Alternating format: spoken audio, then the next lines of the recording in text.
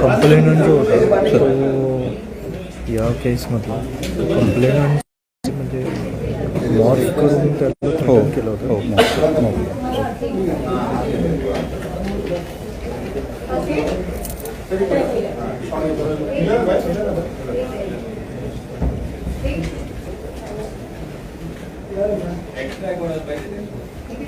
Doctor Suhas Warke sir आणि upper police आयुक्त S Viresh प्रभू sir यांचं सर्वप्रथम मी या ठिकाणी स्वागत करतो. आणि प्रिंट आणि इलेक्ट्रॉनिक सायबर क्राईम संदर्भात एक डिटेक्शन झालं आहे. तर मी ॲप्स वापरले होते आणि या लोन ॲप्सद्वारे त्याने 3.25 लाख रुपये लोन घेतलेलं होतं.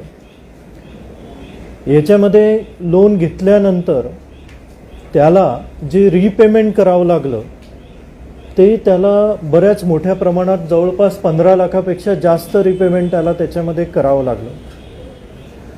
याच्यामध्ये जी मोडस होती ती अशी होती की लोन ॲपमध्ये जवळपास 10,000, 15,000, 20,000 अशी छोटी छोटी अमाऊंट ही लोकांना ऑफर केली जाते आणि त्याच्या बदल्यामध्ये इंटरेस्ट रेट लावून त्याचं रीपेमेंटची जो मेथड आहे त्याच्यामध्ये एक 20 दिवसात 30 दिवसात असं रीपेमेंट त्याला मागितलं जातं. आणि हे रीपेमेंट जर समजा वेळेवर आलं नाही किंवा हे रीपेमेंट काही केसेसमध्ये आल्यानंतरही त्या व्यक्तीला थ्रेटन केलं जातं की तुम्ही आम्हाला अजून जास्त पैसे या अकाउंटमध्ये भरा, नाहीतर तुमचा मॉर्फ केलेला फोटो किंवा तुमची बदनामी ही आम्ही सोशल मीडियावर करू. आता यामध्ये हा व्यक्ती ज्या वेळेस लोन ॲप डाउनलोड करत असतो त्यावेळेस त्याच्या मोबाईल फोनचा, त्याच्या सोशल मीडियाच्या अकाउंट्सचा, त्याच्या कॅमेराचा हा सर्व ॲक्सेस या लोन ॲपच्या कंपन्यांना जात असतो. आणि तो ॲक्सेस गेल्यामुळे त्याचे जे काही पर्सनल डाटा आहे त्या पर्सनल डाटाचा यूज करून त्या व्यक्तीला एक प्रकारे ब्लॅकमेल केलं जातं आणि त्याच्याकडून जास्त पैसे उकळले जातात. अशा पद्धतीची ही मोडस आहे. आणि या मोडसमध्ये आपण या केसमध्ये आपण जवळपास 350 अकाउंट्स आपण फ्रीज केलेले आहेत. बँक अकाउंट्स 350 बँक अकाउंट्स आपण फ्रीज केलेले आहेत. त्याच्यानंतर आपण या फ्रीज केलेले अकाउंट आहेत त्याच्यामध्ये जी अमाऊंट आहे ती अंदाजे 14 करोडच्या आसपास आहे. याच्यानंतर आपण क्रिप्टोकरन्सी 2 लाखापेक्षा जास्त USDT असलेली ती फ्रीज केलेली आहे. याच्यामध्ये आपण 211 SIM card, 39 mobile phone, laptops 19, hard disk, SSD, router अशा पद्धतीचे इतर जे गोष्टी आहेत त्या फ्रीज केलेल्या आहेत.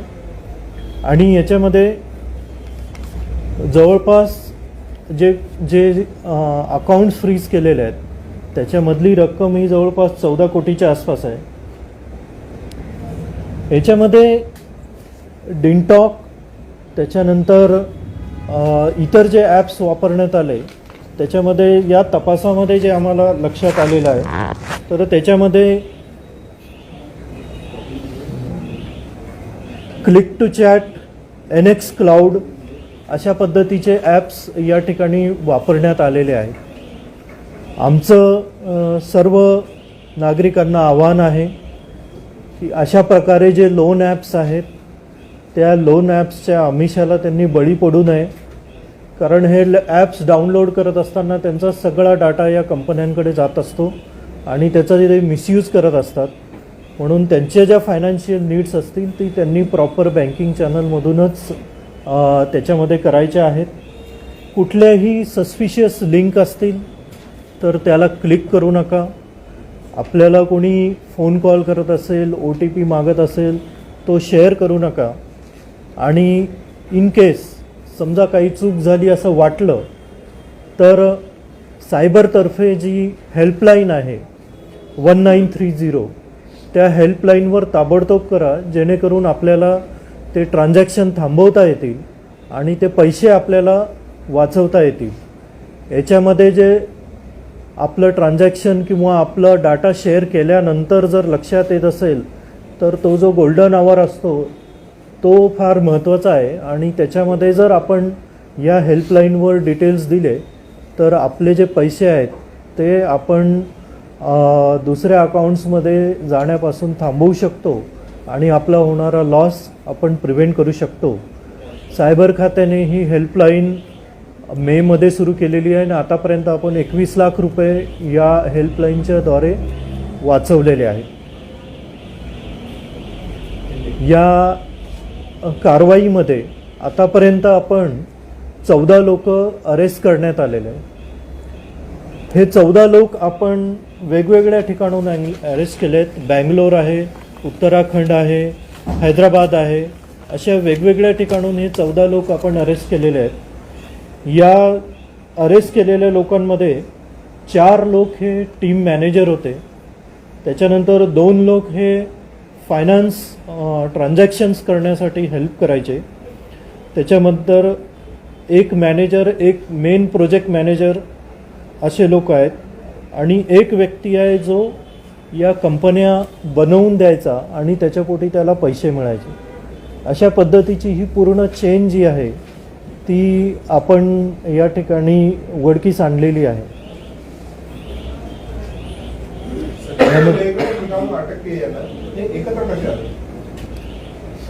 नाही, ह्याच्यामध्ये हे लोक एका कंपनीमध्ये काम करण्यासाठी म्हणून ते होते आणि त्याच्यामध्ये बँगलोरमध्ये काही जण होते, काही हैदराबादमध्ये होते, काही उत्तराखंडमध्ये होते. त्यामुळे सगळेजण एकत्र होते असं नाही आहे. हे लोक एकत्र जे आले ते त्यांचे कॉन्टॅक्ट्स जॉबसाठी, जे खालच्या लेवलला जे कॉल करणारे लोक आहेत त्या कॉल करणाऱ्या लोकांना जॉबसाठी म्हणून त्यांना बोलवण्यात आलं. काही त्याच्यापैकी बऱ्याचशा जणांना याच्यातलं शेअर पण मिळत होता. जे ट्रान्झॅक्शन्स होते ते त्याच्यामध्ये त्यांचा शेअर त्यांना मिळत होता.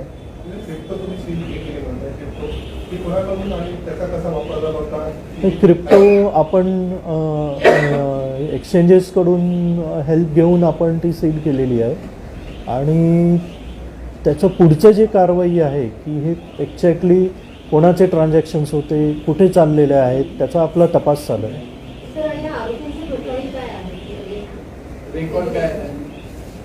आरोपींमध्ये जनरली हे जे लोक कॉल करायचे त्यांचं एक सिम्पल कॉल सेंटरला कॉल करण्यासारखं असं त्यांचं एक प्रोफाईल आहे. परंतु जे वरच्या लेवलचे आहे फायनान्शियल ट्रान्झॅक्शन आणि मॅनेजर, याच्यामध्ये काही लोक टेक्निकली खूप साऊंड आहेत, ज्यांना हे लोन ॲप्स बनवणे आणि याचे ट्रान्झॅक्शन्स करणे माहिती होतं. त्याच्यातले काही लोक जे आहेत ते अकाउंट्स बनवण्यासाठी वापरले गेले. कंपनीचे अकाउंट्स त्यांनी फक्त बनवून देणे. काही लोक जे आहेत ते सिम कार्ड्स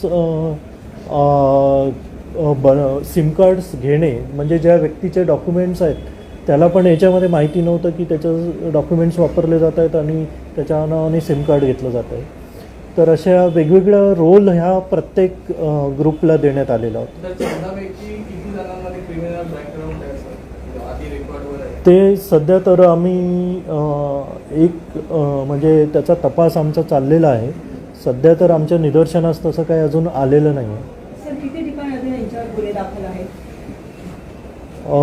आमच्या नॉलेजमध्ये तरी सध्या नाही आहे अजून.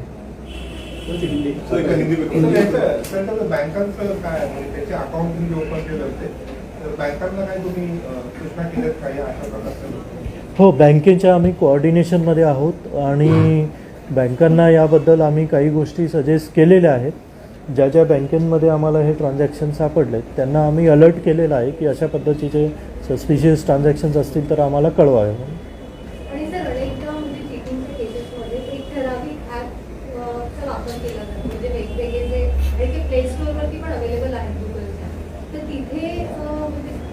आपण नाही, नाही.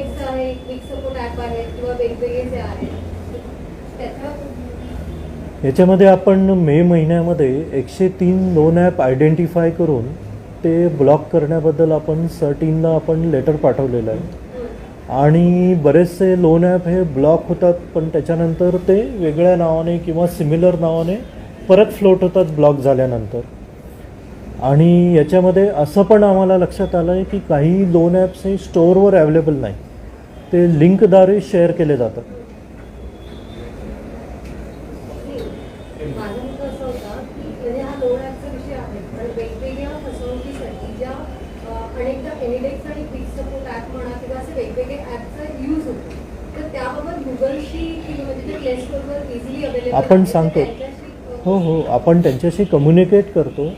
त्याच्यातले काही लोन ॲप्स ते ब्लॉक पण केले जातात, पण त्याच्यानंतर पुन्हा दुसऱ्या नावाने इमिजिएटली काही दिवसात नवीन लोन ॲप्स फ्लोट होतात.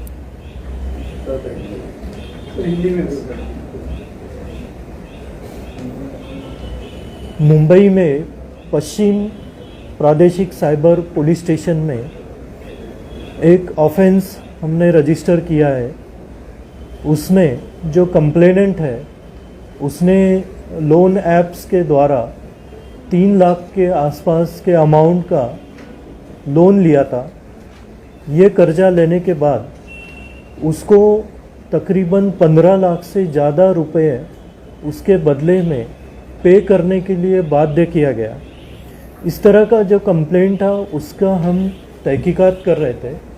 उस तहकीकात में अब तक हमने 14 लोग अरेस्ट किए हैं और इस पूरी कार्रवाई में ये सामने आया है कि ये लोग जब लोन ऐप्स से उस व्यक्ति को लोन देते हैं उस वक्त उस व्यक्ति के मोबाइल से पूरा डाटा लिंक द्वारा या उसके बताए जाने बगैर उसका एक्सेस ले लेते हैं, उसके कैमरा का एक्सेस लेते हैं, उसके पर्सनल डाटा का एक्सेस लेते हैं और इसका मिसयूज़ करके उसको ये धमकाया जाता है कि आपका फ़ोटो मॉर्फ करेंगे, आपका जो रिलेटिव्स है, फ्रेंड्स है, उनको हम ये सब भेजेंगे और वो व्यक्ति इससे डर कर उनको पैसा देते जाता है. इस तरह के जो लोग हैं, ये 14 तकरीबन जो हमने अरेस्ट किए हैं, ये 14 लोगों के अरेस्ट में ये हमने पाया है कि इसमें कुछ लोग जो है वो कॉल करते हैं, कुछ लोग जो है वो सिम कार्ड अरेंज करते हैं, कुछ लोग जो है वो कंपनीज फ्लोट करते हैं. इस तरह के हर ग्रुप का एक अलग अलग रोल इसमें है. इसमें जो प्रोजेक्ट लीडर है, मैनेजर है, उनको भी हमने अरेस्ट किया है. ये व्यक्ति अलग अलग जगह से अरेस्ट किए गए, कुछ बेंगलोर से, कुछ हैदराबाद से, कुछ गुड़गांव हरियाणा से, कुछ उत्तराखंड से हमने अरेस्ट किया है. इसमें अब तक हमने 350 बैंक अकाउंट्स फ्रीज किए हैं, जिसमें तकरीबन 14 करोड़ रुपया हमने सीज किया है ये बैंक के अकाउंट्स का. इसमें 2.17 लाख क्रिप्टो करेंसी है USDT और 211 सिम है. उसके बाद 39 मोबाइल फ़ोन है, 19 लैपटॉप्स है, 2 हार्ड डिस्क है, 3 राउटर है. इस तरह की ये जो गतिविधियाँ है उसमें हमने कोशिश की है कि लोगों के इस तरह की जो घटनाएं हो रही है, छोटे छोटे जो लोन के लिए लोग ये ऐप्स यूज़ कर रहे हैं, उनको हम इस रोक सके. हमारा लोगों को यही आह्वान है कि आप इस तरह के जो लिंक्स आते हैं या इस तरह के लोन ऐप्स हैं, उसको आप एक्सेस मत कीजिए. जी, अपना जो बैंकिंग चैनल है उससे वेरीफाई करवाइए, उसका आप सहारा लीजिए. कोई भी लिंक अगर वेरीफाइड नहीं है तो उस पर क्लिक मत कीजिए. कोई भी डाटा या OTP जब तक आप वेरीफाई नहीं करते तब शेयर नहीं कीजिएगा. साइबर पुलिस स्टेशन की तरफ से हमने सब लोगों को एक हेल्पलाइन जारी किया है 1930. ये हेल्पलाइन हमने मिड मई में एक्टिवेट किया है। इसके ज़रिए अब तक हमने तकरीबन 22 लाख रुपया हमने रोका है जो बाहर जाना था। तो इस हेल्पलाइन का आप बहुत अच्छे से उपयोग कर सकते हैं। अगर आपको लगता है कि मैंने डाटा गलत शेयर कर दिया तो आप तुरंत इस हेल्पलाइन पे कॉल कीजिए। सर, इस पूरे जो रैकेट है इसका मास्टर में बताया जाता है कि चाइनीज़ है, विदेश में बैठे हैं और यहाँ से जो पैसा वसूला जाता था वो क्रिप्टो करेंसी में कन्वर्ट करके उन्हें भेजा। ये इसके बारे में हमारे कुछ परदेशी व्यक्ति हो सकते हैं और इसके बारे में हम आगे की जो तहकीकात है वो चल रही है। इसके बारे में ज़्यादा तो अभी हम नहीं बता पाएंगे, बट इस तरह की चीज़ें के लिए हमने जो भी लीगल स्टेप्स है ये उठाए हैं और इस बारे में भी हमारी आगे की तहकीकात चल रही है कि जो भी परदेशी व्यक्तियों का नाम सामने आ रहा है या लगता है कि ये परदेशी हो सकते हैं उसको वेरिफिकेशन और वो सब हमारा प्रोसेस इन्वेस्टिगेशन का चल रहा है। ये रैकेट चल कब से रहा था? ये कब से चल रहा था इसके बारे में तो नहीं एग्जैक्टली बता पाएंगे, बट अंदाज़ा ये पिछले 1.5 साल में तो ये केस में जो हमको मिला है वो पिछले 1.5 साल से ये एक्टिविटी चल रही थी। बट इसके बारे में और भी हमको जानकारी लेना अभी ज़रूरी है। सर, जैसे इसमें आरोपी देश भर से पकड़े गए हैं और एक शिकायतकर्ता मुंबई साइबर के सामने आए हैं, देश भर में ऐसे कितनी पीड़ित होंगे या अब तक आपके सामने शिकायतकर्ता ऐसे सामने आए हैं जिनके साथ ऐसा फ्रॉड हुआ? ऐसे ही शिकायतकर्ता अभी तो हमने इसमें से हमारे साइबर पुलिस स्टेशन के और 2 ऑफेंसेस डिटेक्ट किए हैं। तो इसमें जो डाटा हमारे पास में वो बहुत ज़्यादा है, बैंक अकाउंट्स और बाकी चीज़ें। तो उससे हम लोग जो पीड़ित व्यक्ति है उनको हम आह्वान करते कि वो लोग आए और हमको बताए, तो हम हमारे डाटा में से वेरीफाई करेंगे कि क्या उनका भी इस तरह के एक्सटॉर्शन या इस तरह के एक्सेस अमाउंट पेड किया गया है। सर, इसमें एक जो नेपाल में भी कई जगह रेड हुई है लोन ऐप्स को लेकर ही, कई अलग अलग सेंटर्स हैं जहाँ पे रेड हुई है, उसका इस चीज से कोई कनेक्शन है? पहला सवाल तो मेरा आपसे ही रहेगा। और दूसरा इसका कनेक्शन है कि नहीं इसके बारे में अभी तो हम नहीं कह सकते, बट उसके लिए हम जानकारी ले लें। उसके लिए जो लीगल प्रोसेस है वो हम इनिशिएट करेंगे ताकि डाटा शेयरिंग होके ही इसमें हम आगे कुछ मिल सकता है। क्या आपने इस जानकारी को या आपके जो इन्वेस्टिगेशन अभी तक हुई है उसको इंटरपोल से आपने शेयर किया है? आप किस तरह की मदद एक्सपेक्ट कर रहे हैं? आप नहीं, इसमें बेसिकली हम लोग ये एक्सपेक्ट कर रहे हैं कि क्या हमारे यहाँ जो विक्टिम्स है और इस तरह की जो न्यूज़ में जो आ रही है तो क्या विक्टिम्स सेम हैं, क्या एक्यूज सेम है, इस तरह की जो चीज़ें हैं वो हम तहकीकात करेंगे। क्योंकि इसके बारे में अभी तो हमको इमीडिएटली कुछ कहना मुश्किल है, क्योंकि इसमें हम लोग जो लीगल प्रोसीजर है वो फॉलो करने के बाद ही इसमें हम डेफिनेट कुछ आपको आंसर बता पाएंगे। 14 लोगों को अलग अलग राज्यों से आपने गिरफ्तार किया, कैसे इनका मोडस होता था? वो जो कैसे इनको इकट्ठा एक प्लेटफॉर्म पे लाया गया, कैसे इसको एक ऑर्गेनाइज्ड क्राइम में कन्वर्ट किया गया, आप इसके बारे में थोड़ा मुझे बता पाएंगे? इसमें बेसिकली क्या है कि इसमें ये सारा मैक्सिमम चीज़ जो है ये ऑनलाइन चलता था।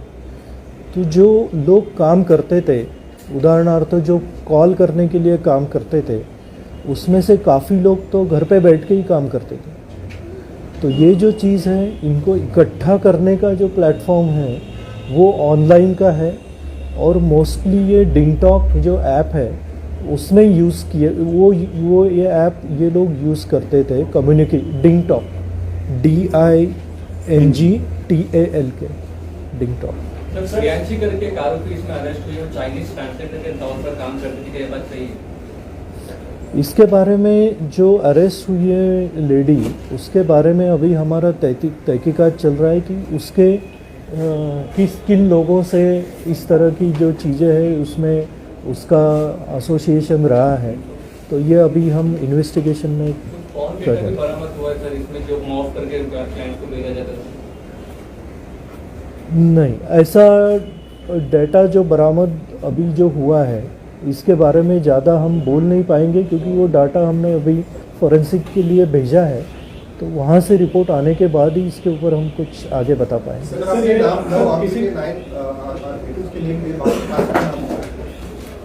बाकी 5 जणांची नावं काय लागली टेस्टवर फक्त 9 जणांचे हाँ ते men those are the main people. Sir ये किसी भी लोन के लिए आरबीआई नॉर्म्स का पालन करना होता है लोन के लिए, और गूगल प्ले स्टोर पे जो भी ऐप होते हैं हम मानते हैं कि वो सुरक्षित है, फिर ये इस तरह के ऐप्स कैसे वहाँ पे अलाउ किए गए थे और आरबीआई का क्या इसमें रोल रहा है, आप लिखेंगे तो हमने आरबीआई के कोऑर्डिनेशन में हम लोग है, और इसमें आरबीआई की गाइडलाइंस क्या है क्या नहीं इसके बारे में भी हम लोग इसमें इनपुट और कोऑर्डिनेशन में शेयरिंग में है, बट इसका सही आंसर आपको आरबीआई के ऑफिसर ही दे पाए. सर 350 जो अकाउंट्स हैं ये 350 अकाउंट्स क्या इन्हीं के नाम पे थे या फिर फेक नहीं, ये जो करेंसी कैसे कन्वर्ट करने के लिए जो है ये ट्रांजैक्शन, ये जो अकाउंट्स है ये सारे जो अकाउंट्स हैं ये जो कंपनीज बनाई गई थी उन कंपनियों के अकाउंट्स है. तो इसमें मल्टीपल कंपनीज बनाने की जो मोडस थी वो थी. ऐसा नहीं था कि ये सारा चीज़ एक ही कंपनी में होता था. ये कंपनी बना के कुछ दिनों बाद वो कंपनी बंद हो जाती थी और नई कंपनी खुल जाती थी. तो ये कुछ इस तरह के अकाउंट्स है और कुछ इन लोगों के जो कंसर्न पीपल है मैनेजर लेवल के उनके अकाउंट्स हैं. सर ये समझने की कोशिश करेंगे थोड़ा सा सर कि पिछले 1.5 साल से ये जो ग्रुप है रैकेट जो काम कर रहा था बहुत ही वेल ऑर्गेनाइज तरीके से अलग अलग डिपार्टमेंट के लिए लोग रिक्रूट करके रखे थे. 14 करोड़ तक पुलिस ने फ्रीज किया हुआ है उनके अकाउंट. पिछले 1.5 साल तक सर ये 350 बैंक अकाउंट्स में कितने ट्रांजैक्शन हुए हैं, कितने वर्क थे? तुरंत तो बताना मुश्किल है, बट ऐसे इस तरह का ट्रांजैक्शन जो है कितना बड़ा वो है वो रैकेट को पता चल. हाँ ये ट्रांजैक्शंस तो बहुत होगा, मतलब it would be hundreds of crores. Sir Bhopal में एक बीटेक स्टूडेंट का डेथ हुआ है, सस्पिशियस डेथ हुआ है, पुलिस इन्वेस्टिगेट कर रही है. उसके फोन के फॉरेंसिक में पता चला उसने बहुत सारे इंस्टेंट लोन ऐसे लिए हुए हैं. उसका इससे कोई संबंध कुछ अब तक आया क्या या ऐसा आप लोग अभी नहीं, हमारे जानकारी में ये केस नहीं है. अभी किसी ने हमको इसके बारे में पूछा नहीं है. सर आरोपियों की इंट्रोगेशन में और उनके फोन कॉल डिटेल्स और जो भी एविडेंस मिले उनके एनालिसिस करने के बाद अंदाजन क्या पता चलता है देश भर में पिछले 1.5 साल तक ये लोगों ने कितने लोगों को विक्टिमाइज किया? ऐसा कहना मुश्किल है क्योंकि ये डाटा अभी हम लोग भी इसमें वेरीफाई कर रहे हैं. ये डाटा तो वो डाटा बहुत बड़ा है, तो वेरीफाई करने के बाद ही हम उसमें बोल पाएंगे कि कितने लोगों को विक्टिमाइज़ किया गया है. तो अभी तो हमने सिर्फ 2 ऑफेंसेस हमारा डिटेक्ट किया है, क्योंकि ये डाटा जो है वो लैक्स में है. सर अगर hundreds of crore rupees worth अगर एस्टिमेटेड हम मान के भी चलते हैं और लोगों को चीट किया है तो नंबर ऑफ विक्टिम्स जो है वो भी शायद हजारों में या ज़्यादा होंगे. कुछ विक्टिम डिपेंड्स, कुछ लोगों ने लोन पे कर दिया है तो they don't have any complaint. कुछ लोगों को लगता है कि हमने एक्सेस किया है या उनको एक्सटॉर्शन किया गया मॉर्फ फोटो, तो they will have some complaint. So इसमें जो कंप्लेंट है या विक्टिम है इसके ऊपर वो डिपेंड करता है. सर अभी तक की जानकारी में इस ग्रुप में कितने ऐसे फ्रूट कर रखे थे एप्लीकेशंस जिनके थ्रू पूरा कारोबार हो रहा था, और इसके अलावा आपकी जो अभी तक की तहकीकात है जो सिर्फ आप ये ग्रुप जिसमें 14 सदस्य हैं जिसकी बात आप कर रहे हैं, ऐसे न जाने कितने ऐसे एप्लीकेशन और कितने ग्रुप काम कर रहे हैं, क्या वो तमाम चीज़ें भी अब आपकी रडार पे हैं, आप उनको किस तरीके से देख रहे हैं, क्या क्लब कर आप इस पर इन्वेस्टिगेशन करेंगे या किस तरीके? इसमें इस ग्रुप ने अंदाज़न 190 प्लस ऐप्स फ्लोट किए थे, और अभी अब 190 प्लस ऐप्स का डाटा हम लोगों को अभी तक पूरा तो नहीं मिला है, बट उसमें हमारी तहकीकात शुरू है. सर ऑल इंडिया लेवल पे ये ठगी चल रही थी और 1.5 साल से चल रही थी तकरीबन, और पुलिस में बार बार शिकायत की जाती थी हर जगह ऑनलाइन पे, लेकिन कभी पुलिस ने सुनवाई नहीं की. तो जो पीड़ित है उन्होंने एक संगठन बनाया था पूरे देश में और वो सुप्रीम कोर्ट में भी गए थे इसको लेकर कि इसको सीरियसली लेना चाहिए. तो और उसमें कुछ उन्होंने बताया कुछ सुसाइड भी कुछ लोगों ने कर लिया था क्योंकि जिस तरह से अरेस्ट करते थे मानसिक प्रताड़ना बहुत देते थे. इसके बारे में कुछ संपर्क आप लोग कर रहे हैं या उनसे कुछ अपील करेंगे या कुछ जांच भी करेंगे? हम लोग यही अपील करेंगे कि जो इस तरह के लोन ऐप्स है उसका आप विदाउट वेरिफिकेशन यूज़ मत कीजिए. जो अपने बैंकिंग चैनल्स है उससे वेरीफाई करवाइए, और कोई भी लिंक या अपना पासवर्ड शेयर मत कीजिए. और जो शॉर्ट इसमें मोस्ट ऑफ द लोन्स जो बहुत कम अमाउंट के हैं 20,000, 40,000, 50,000, तो इस तरह की जो रिक्वायरमेंट्स हैं वो आम तौर पे देखा गया कि फैमिली लेवल पे ये ज़्यादा होती है। तो इस तरह की रिक्वायरमेंट अगर आपको है तो आप जो आपके फैमिली के फाइनेंसेस है उसमें आपके जो फैमिली हेड है या आपके जो ट्रेडिशनल बैंकिंग हेड है उनसे आप बात कीजिए और इस तरह का डाटा आप शेयर कभी मत कीजिए। Last but one question please. जर डाटा शेअर झालाय तो आता स्टॉप करण्याची पुढे काय प्रोसिजर असेल? नाही जो डाटा शेअर झाला आहे तो त्यांनी वापरून घेतलेला आहे फॉर गिविंग लोन और for taking more money.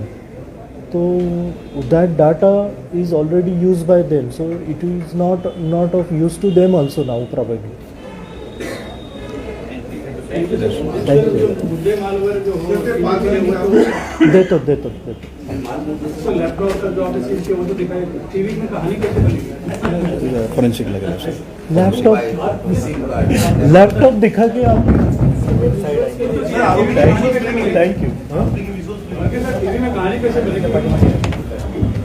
Mobile shots पे मिल जाएंगे मोबाइल शॉट्स के अंदर भेज देंगे तो मोबाइल स्टोरी टेलीविजन में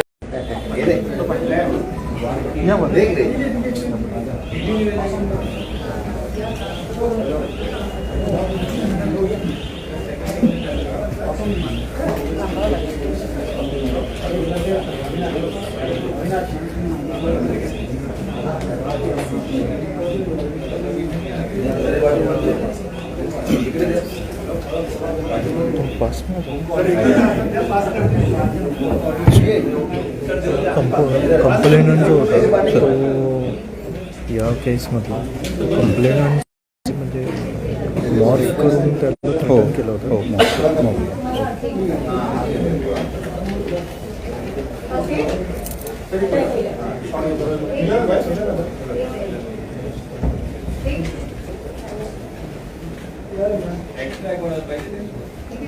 डॉक्टर सुहास वारके सर आणि अप्पर पोलीस आयुक्त एस विरेश प्रभू सर यांचं सर्वप्रथम मी या ठिकाणी स्वागत करतो.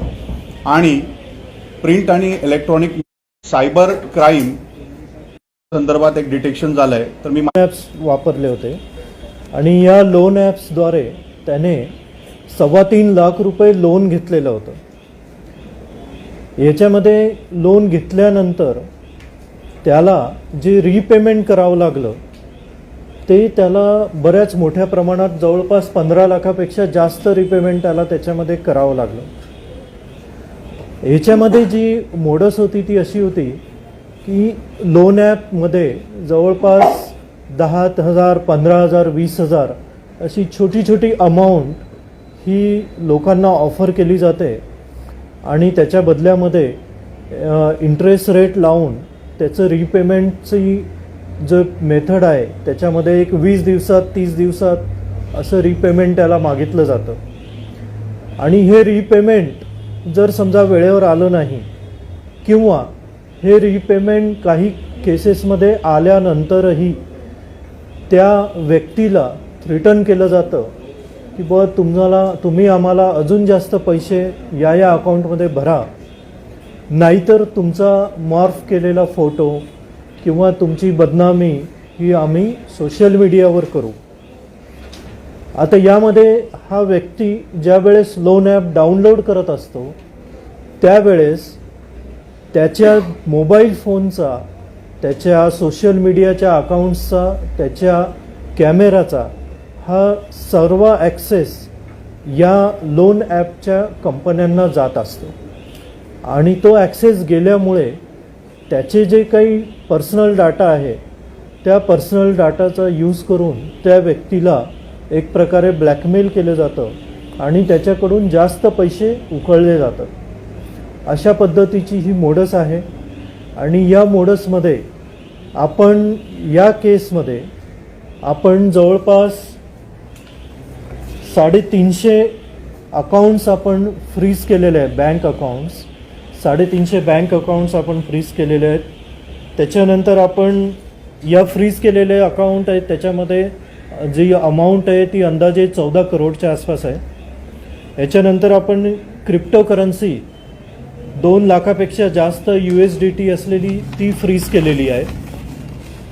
याच्यामध्ये आपण 211 SIM card, 39 mobile phone, laptops 19, hard disk, SSD, router अशा पद्धतीचे इतर जे गोष्टी आहेत त्या फीज केलेल्या आहेत। आणि याच्यामध्ये जवळपास जे जे अकाउंट्स फ्रीज केलेले आहेत त्याच्यामधली रक्कम ही जवळपास 14 कोटीच्या आसपास आहे। याच्यामध्ये डिनटॉक, त्याच्यानंतर इतर जे ॲप्स वापरण्यात आले त्याच्यामध्ये या तपासामध्ये जे आम्हाला लक्षात आलेलं आहे तर त्याच्यामध्ये click to chat, NX cloud अशा पद्धतीचे ॲप्स या ठिकाणी वापरण्यात आलेले आहेत। आमचं सर्व नागरिकांना आव्हान आहे की अशा प्रकारे जे लोन ॲप्स आहेत त्या लोन ॲप्सच्या आमिषाला त्यांनी बळी पडू नये, कारण हे ॲप्स डाउनलोड करत असताना त्यांचा सगळा डाटा या कंपन्यांकडे जात असतो आणि त्याचा जे मिसयूज करत असतात। म्हणून त्यांच्या ज्या फायनान्शियल नीड्स असतील ती त्यांनी प्रॉपर बँकिंग चॅनलमधूनच त्याच्यामध्ये करायच्या आहेत। कुठल्याही सस्पिशियस लिंक असतील तर त्याला क्लिक करू नका। आपल्याला कोणी फोन कॉल करत असेल, OTP मागत असेल तो शेअर करू नका। आणि इन केस समजा काही चूक झाली असं वाटलं तर सायबरतर्फे जी हेल्पलाईन आहे 1930 त्या हेल्पलाईनवर ताबडतोब करा, जेणेकरून आपल्याला ते ट्रान्झॅक्शन थांबवता येतील आणि ते पैसे आपल्याला वाचवता येतील। याच्यामध्ये जे आपलं ट्रान्झॅक्शन किंवा आपलं डाटा शेअर केल्यानंतर जर लक्षात येत असेल तर तो जो गोल्डन आवर असतो तो फार महत्त्वाचा आहे आणि त्याच्यामध्ये जर आपण या हेल्पलाईनवर डिटेल्स दिले तर आपले जे पैसे आहेत ते आपण दुसऱ्या अकाउंट्समध्ये जाण्यापासून थांबवू शकतो आणि आपला होणारा लॉस आपण प्रिव्हेंट करू शकतो। सायबर खात्याने ही हेल्पलाईन मेमध्ये सुरू केलेली आहे आणि आतापर्यंत आपण 21 लाख रुपये या हेल्पलाईनच्या द्वारे वाचवलेले आहेत। या कारवाईमध्ये आतापर्यंत आपण 14 लोक अरेस्ट करण्यात आलेले आहेत। हे 14 लोक आपण वेगवेगळ्या ठिकाणून अरेस्ट केले आहेत। बँगलोर आहे, उत्तराखंड आहे, हैदराबाद आहे, अशा वेगवेगळ्या ठिकाणून हे 14 लोक आपण अरेस्ट केलेले आहेत। या अरेस्ट केलेल्या लोकांमध्ये 4 लोक हे टीम मॅनेजर होते, त्याच्यानंतर 2 लोक हे फायनान्स ट्रान्झॅक्शन्स करण्यासाठी हेल्प करायचे, त्याच्यानंतर एक मॅनेजर, एक मेन प्रोजेक्ट मॅनेजर असे लोक आहेत आणि एक व्यक्ती आहे जो या कंपन्या बनवून द्यायचा आणि त्याच्यापोटी त्याला पैसे मिळायचे। अशा पद्धतीची ही पूर्ण चेन जी आहे ती आपण या ठिकाणी उघडकीस आणलेली आहे।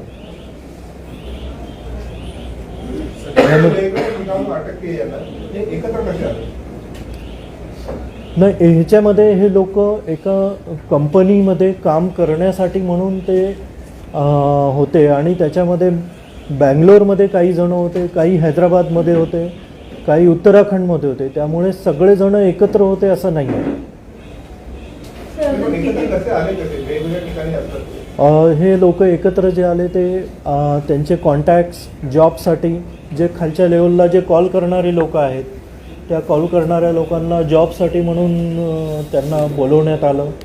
काही त्याच्यापैकी बऱ्याचशा जणांना याच्यातला शेअर पण मिळत होता, जे ट्रान्झॅक्शन्स होते ते त्याच्यामध्ये त्यांचा शेअर त्यांना मिळत होता।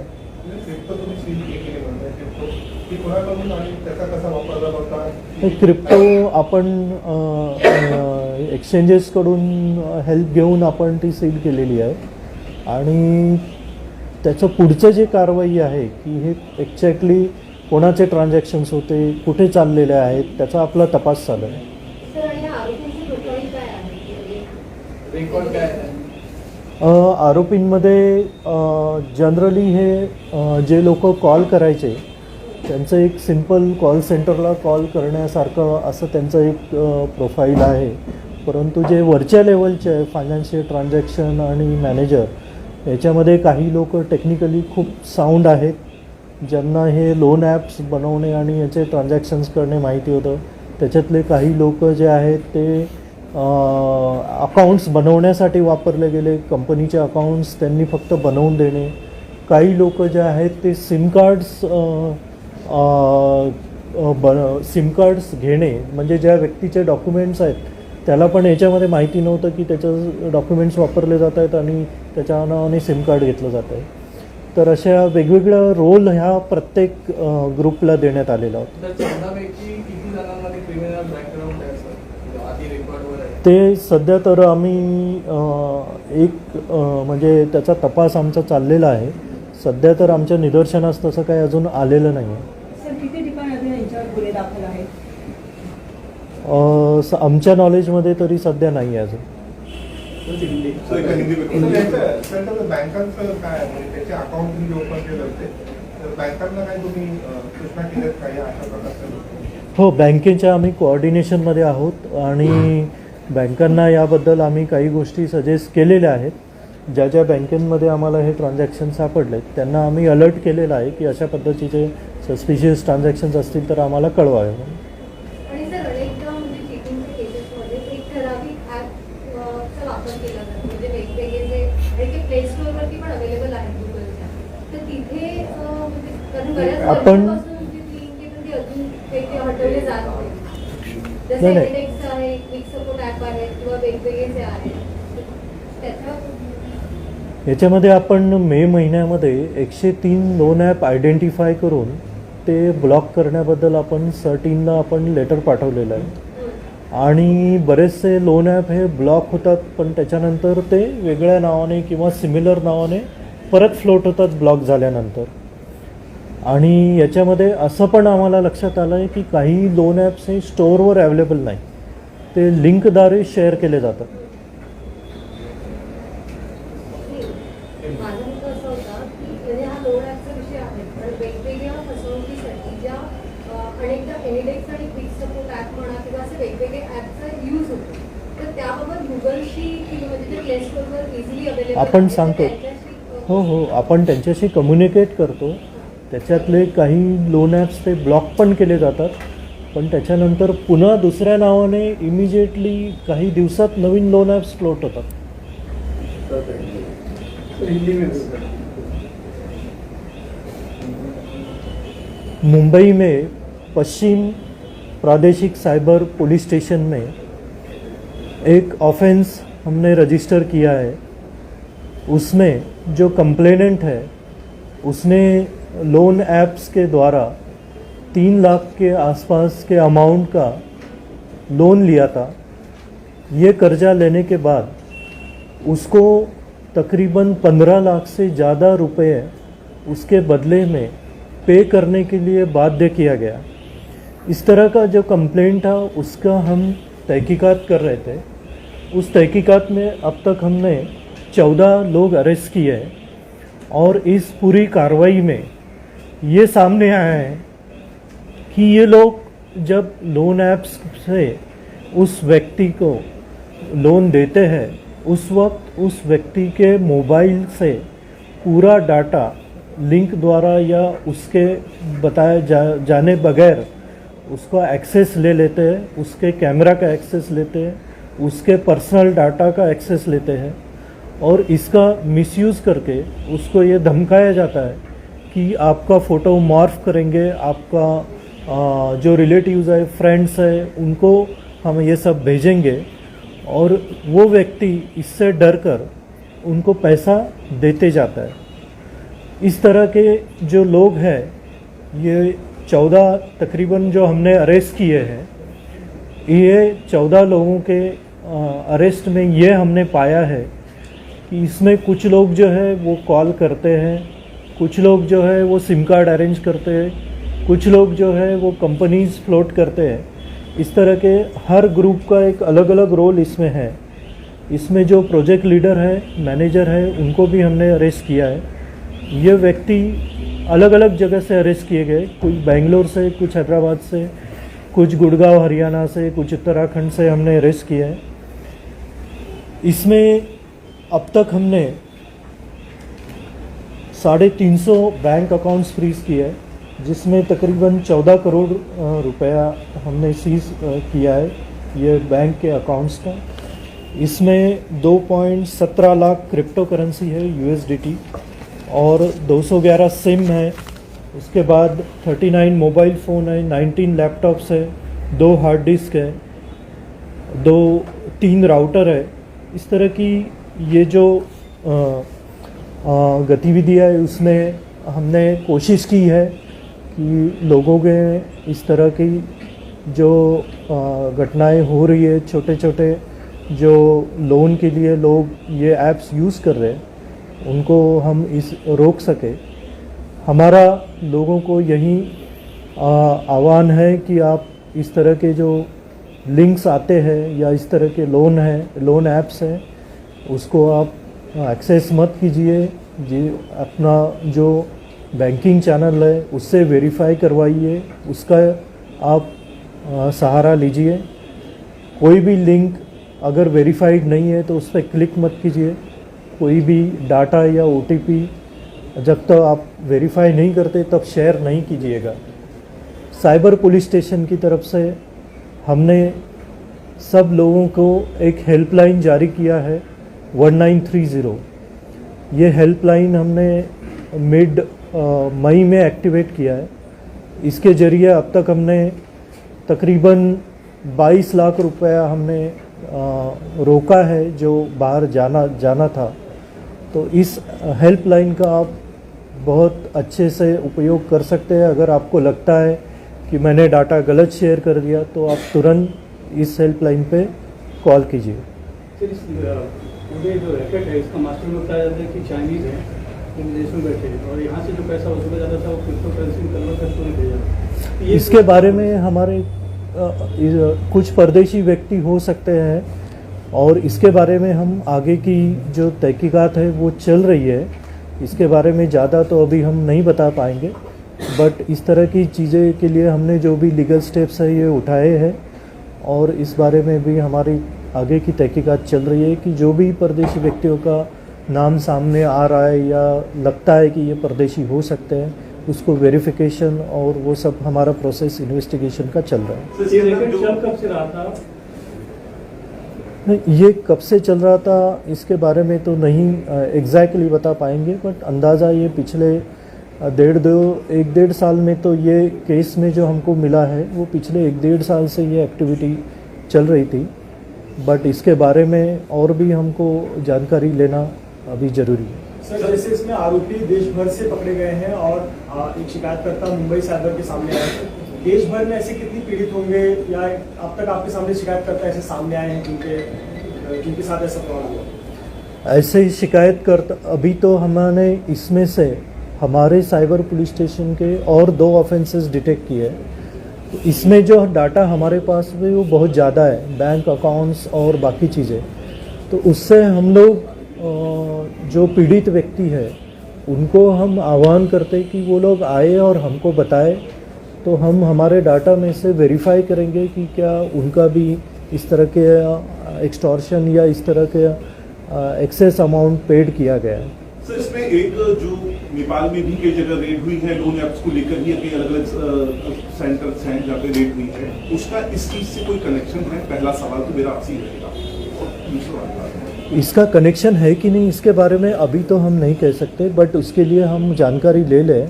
उसके लिए जो लीगल प्रोसेस है वो हम इनिशिएट करेंगे ताकि डाटा शेयरिंग होके ही इसमें हम आगे कुछ मिल सकता है। क्या आपने इस जानकारी को या आपके जो इन्वेस्टिगेशन अभी तक हुई है उसको इंटरपोल से आपने शेयर किया है? आप किस तरह की मदद एक्सपेक्ट कर रहे हैं? आप नहीं, इसमें बेसिकली हम लोग ये एक्सपेक्ट कर रहे हैं कि क्या हमारे यहाँ जो विक्टिम्स है और इस तरह की जो न्यूज़ में जो आ रही है तो क्या विक्टिम्स सेम हैं, क्या एक्यूज सेम है, इस तरह की जो चीज़ें हैं वो हम तहकीकात करेंगे। क्योंकि इसके बारे में अभी तो हमको इमीडिएटली कुछ कहना मुश्किल है, क्योंकि इसमें हम लोग जो लीगल प्रोसीजर है वो फॉलो करने के बाद ही इसमें हम डेफिनेट कुछ आपको आंसर बता पाएंगे। 14 लोगों को अलग अलग राज्यों से आपने गिरफ्तार किया, कैसे इनका मोडस होता था वो जो कैसे इनको इकट्ठा एक प्लेटफॉर्म पे लाया गया, कैसे इसको एक ऑर्गेनाइज्ड क्राइम में कन्वर्ट किया गया, आप इसके बारे में थोड़ा मुझे बता पाएंगे?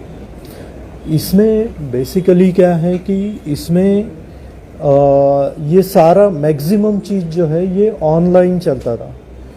तो जो लोग काम करते थे, उदाहरणार्थ जो कॉल करने के लिए काम करते थे, उसमें से काफ़ी लोग तो घर पे बैठ के ही काम करते थे। तो ये जो चीज़ है, इनको इकट्ठा करने का जो प्लेटफॉर्म है वो ऑनलाइन का है, और मोस्टली ये डिंगटॉक जो ऐप है उसमें यूज़ किए वो ये ऐप ये लोग यूज़ करते थे डिंगटॉक, DINGTALK, डिंगटॉक। सर प्रियांशी करके एक आरोपी इसमें अरेस्ट हुई और चाइनीज ट्रांसलेटर के तौर पर काम करती थी, क्या ये बात सही है? इसके बारे में जो अरेस्ट हुई है लेडी, उसके बारे में अभी हमारा तहकीकात चल रहा है कि उसके किन लोगों से इस तरह की जो चीज़ें हैं उसमें उसका एसोसिएशन रहा है। तो ये अभी हम इन्वेस्टिगेशन में कौन कर डेटा रहे भी हैं। बरामद हुआ है सर इसमें, जो मॉफ करके क्लाइंट को भेजा जाता था? नहीं, ऐसा डेटा जो बरामद अभी जो हुआ है इसके बारे में ज़्यादा हम बोल नहीं पाएंगे, क्योंकि वो डाटा हमने अभी फॉरेंसिक के लिए भेजा है। तो वहाँ से रिपोर्ट आने के बाद ही इसके ऊपर हम कुछ आगे बता पाएंगे। सर आपके नाम नौ आरोपी के 9 आर्टिकल्स के लिंक आहे, बाकी 5 जणांची नावं काय काढली, त्याच्यावर पण फक्त 9 जणांचे। हाँ, ते men those are the main people. Sir ये किसी भी लोन के लिए आरबीआई नॉर्म्स का पालन करना होता है लोन के लिए, और गूगल प्ले स्टोर पे जो भी ऐप होते हैं हम मानते हैं कि वो सुरक्षित है। फिर ये इस तरह के ऐप्स कैसे वहाँ पे अलाउ किए गए थे, और आरबीआई का क्या इसमें रोल रहा है, आप लिखेंगे दोनों? हमने RBI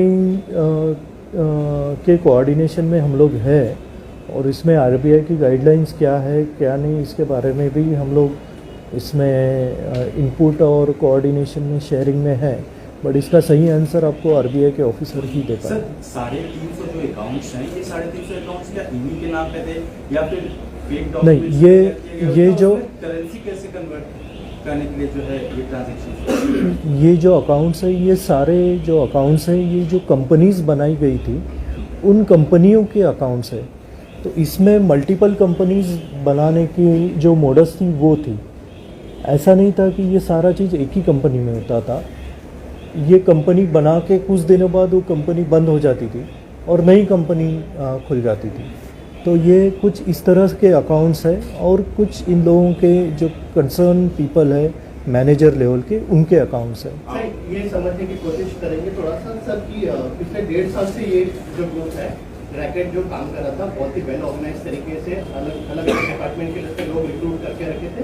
14 करोड़ तक पुलिस ने फ्रीज किया हुआ है उनके अकाउंट। पिछले 1.5 साल तक सर ये 350 बैंक अकाउंट्स में कितने ट्रांजैक्शन हुए हैं, कितने वर्क थे? तुरंत तो बताना मुश्किल है, बट ऐसे इस तरह का ट्रांजैक्शन जो है कितना बड़ा वो है वो रैकेट को पता चला। हाँ, ये ट्रांजैक्शंस तो बहुत होगा, मतलब it would be hundreds of crores. Sir Bhopal में एक बीटेक स्टूडेंट का डेथ हुआ है, सस्पिशियस डेथ हुआ है, पुलिस इन्वेस्टिगेट कर रही है। उसके फोन के फॉरेंसिक में पता चला उसने बहुत सारे इंस्टेंट लोन ऐसे लिए हुए हैं। उसका इससे कोई संबंध कुछ अब तक आया क्या, या ऐसा आप लोग अभी नहीं, हमारे जानकारी में ये केस नहीं है। अभी किसी ने हमको इसके बारे में पूछा नहीं है। सर आरोपियों की इंट्रोगेशन में और उनके फोन कॉल डिटेल्स और जो भी एविडेंस मिले उनके एनालिसिस करने के बाद अंदाजन क्या पता चलता है देश भर में पिछले 1.5 साल तक ये लोगों ने कितने लोगों को विक्टिमाइज किया? ऐसा कहना मुश्किल है, क्योंकि ये डाटा अभी हम लोग भी इसमें वेरीफाई कर रहे हैं ये डाटा। तो वो डाटा बहुत बड़ा है, तो वेरीफाई करने के बाद ही हम उसमें बोल पाएंगे कि कितने लोगों को विक्टिमाइज़ किया गया। तो अभी तो हमने सिर्फ 2 ऑफेंसेस हमारा डिटेक्ट किया है, क्योंकि ये डाटा जो है वो लैक्स में है। तो सर अगर hundreds of crore rupees worth अगर एस्टिमेटेड हम मान के भी चलते हैं उन्होंने लोगों को चीट किया है, तो नंबर ऑफ विक्टिम्स जो है वो भी हजारों में या ज़्यादा होंगे। कुछ विक्टिम डिपेंड्स, कुछ लोगों ने लोन पे कर दिया है तो they don't have any complain. कुछ लोगों को लगता है कि हमने एक्सेस किया है या उनको एक्सटॉर्शन किया गया मॉर्फ फोटो, तो they will have some complain. So इसमें जो कंप्लेंट है या विक्टिम है इसके ऊपर वो डिपेंड करता है। सर अभी तक की जानकारी में इस ग्रुप में कितने ऐसे फ्रूट कर रखे थे एप्लीकेशंस जिनके थ्रू पूरा कारोबार हो रहा था, और इसके अलावा आपकी जो अभी तक की तहकीकात है, जो सिर्फ आप ये ग्रुप जिसमें 14 सदस्य हैं जिसकी बात आप कर रहे हैं, ऐसे न जाने कितने ऐसे एप्लीकेशन और कितने ग्रुप काम कर रहे हैं, क्या वो तमाम चीजें भी अब आपकी रडार पे हैं, आप उनको किस तरीके से देख रहे हैं, क्या क्लब कर आप इसमें इन्वेस्टिगेशन करेंगे या किस तरीके? इसमें इस ग्रुप ने अंदाज़न 190 प्लस ऐप्स फ्लोट किए थे, और अभी अब 190 प्लस ऐप्स का डाटा हम लोगों को अभी तक पूरा तो नहीं मिला है, बट उसमें हमारी तहकीकात शुरू है। सर ऑल इंडिया लेवल पे ये ठगी चल रही थी और 1.5 साल से चल रही थी तकरीबन, और पुलिस में बार बार शिकायत की जाती थी हर जगह ऑनलाइन पे, लेकिन कभी पुलिस ने सुनवाई नहीं की। तो जो पीड़ित है उन्होंने एक संगठन बनाया था पूरे देश में, और वो सुप्रीम कोर्ट में भी गए थे इसको लेकर कि इसको सीरियसली लेना चाहिए। तो और उसमें कुछ उन्होंने बताया कि सुसाइड भी कुछ लोगों ने कर लिया था, क्योंकि जिस तरह से अरेस्ट करते थे मानसिक प्रताड़ना बोल देते थे। इसके बारे में कुछ संपर्क आप लोग कर रहे हैं या उनसे कुछ अपील करेंगे या कुछ जांच भी करेंगे? हम लोग यही अपील करेंगे कि जो इस तरह के लोन ऐप्स है उसका आप विदाउट वेरिफिकेशन यूज़ मत कीजिए। जो अपने बैंकिंग चैनल्स है उससे वेरीफाई करवाइए, और कोई भी लिंक या अपना पासवर्ड शेयर मत कीजिए। और जो शॉर्ट इसमें मोस्ट ऑफ द लोन्स जो बहुत कम अमाउंट के हैं, 20,000, 40,000, 50,000, तो इस तरह की जो रिक्वायरमेंट्स हैं वो आम तौर पे देखा गया कि फैमिली लेवल पे ये ज़्यादा होती है। तो इस तरह की रिक्वायरमेंट अगर आपको है तो आप जो आपके फैमिली के फाइनेंसेस है उसमें आपके जो फैमिली हेड है या आपके जो ट्रेडिशनल बैंकिंग हेड है उनसे आप बात कीजिए, और इस तरह का डाटा आप शेयर कभी मत कीजिए। Last but one question please. Data share झालाय तो आता स्टॉप करण्यासाठी पुढे काय प्रोसिजर असेल? नाही, जो डाटा शेअर झाला आहे तो त्यांनी वापरून घेतलेला आहे फॉर गिविंग लोन और फॉर टेकिंग मोर मनी। तो that data is already used by them, so it is not of use to them also now probably. Thank you. मुद्दे मालवर जो देतो लैपटॉप का जो आपने सीज किया वो तो दिखाई, टीवी में कहानी कैसे बनी? फॉरेंसिक लगेगा सर। लैपटॉप दिखा के आप थैंक यू। टीवी में कहानी कैसे बनी? मोबाइल शॉट्स पे मिल जाएंगे, मोबाइल शॉट्स के भेज देंगे तो स्टोरी टेलीविजन में